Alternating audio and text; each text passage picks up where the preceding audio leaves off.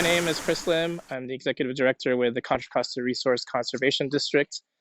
And this video is going to focus on where trash travels. So here I am today. I'm on location. I'm actually in Wildcat Creek. Like a lot of our creeks in this area, they dry up. But there's also some pools right here where the water sticks around.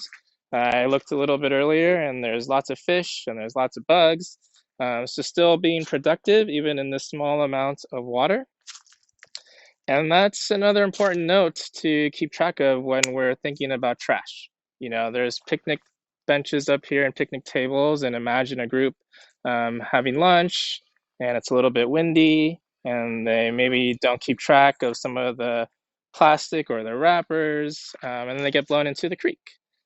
And probably not a good thing for the fish and the critters living in these pools in the creek.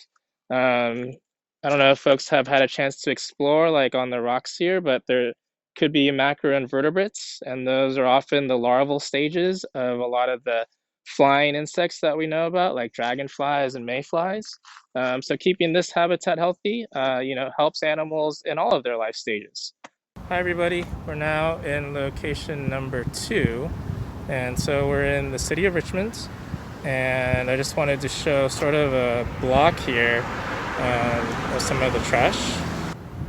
So you can see this is just along the side of the road here. You can see there's all sorts of trash and plastic and food wrappers just strewn along the side. A lot of fast food stuff.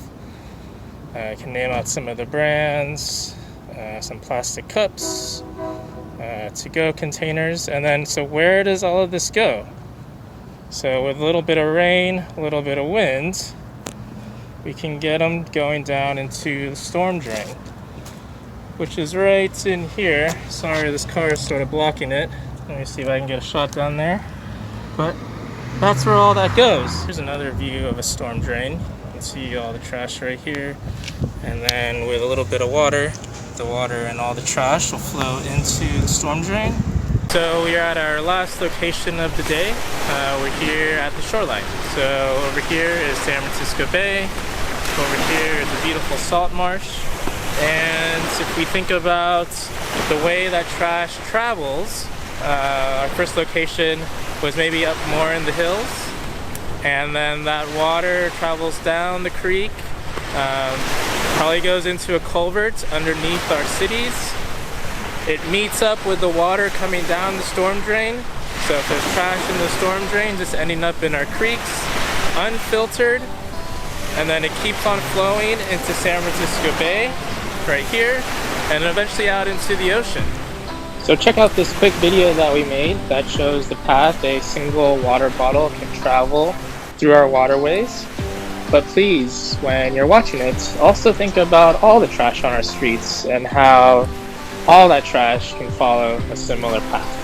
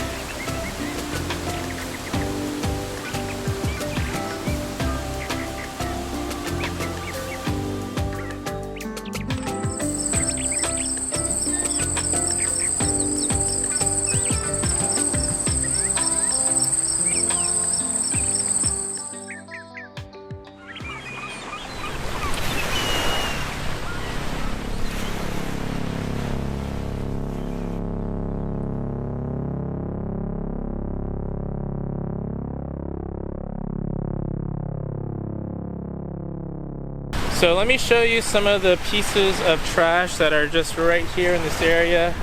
There's straws, there's bits of plastic and food wrapper, but let me show you this one.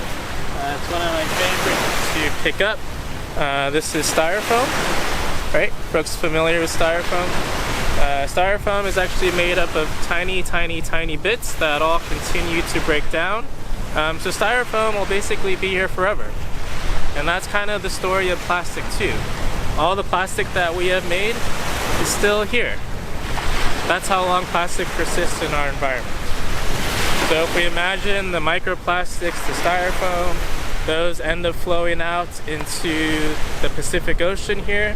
And then it's a problem for birds and for fish because they mistake it for food. So you've probably seen pictures of birds with plastic in their stomachs, or with fish plastic in their stomachs.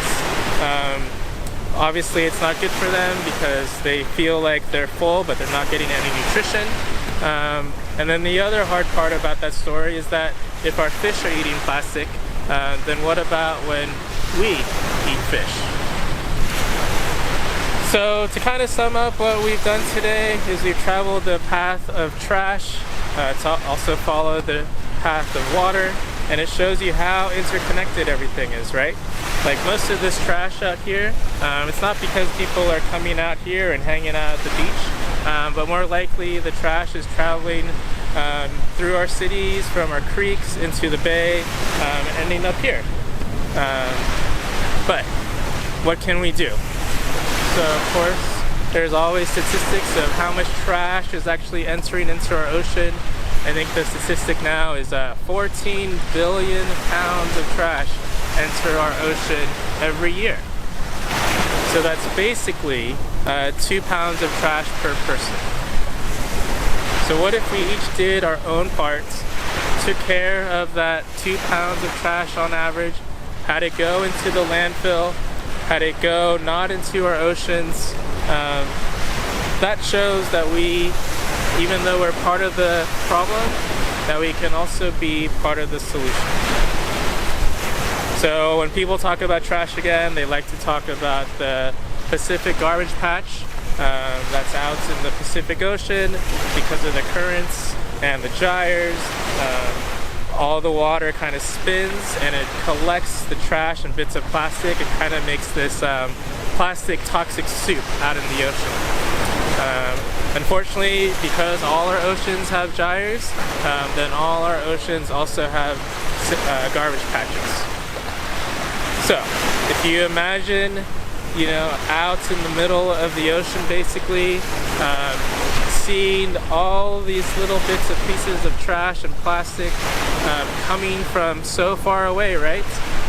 It shows you how interconnected everything is, because humans are having an effect on the ocean way out there, where there's no humans living, right? So yeah, so that's why this Coastal Cleanup Month is important. It's to help keep this trash out of our waterways, to keep it eventually from going out into the ocean, and to keep the wildlife healthy, but also our watersheds and ourselves healthy. So thank you again, everybody, for tuning in. We hope you all have a good Coastal Cleanup Month and continue cleaning out there and being safe, and recording the data so we can show what we're picking up and show what we need to make changes for. But yeah, thanks everybody, and together we can make a difference.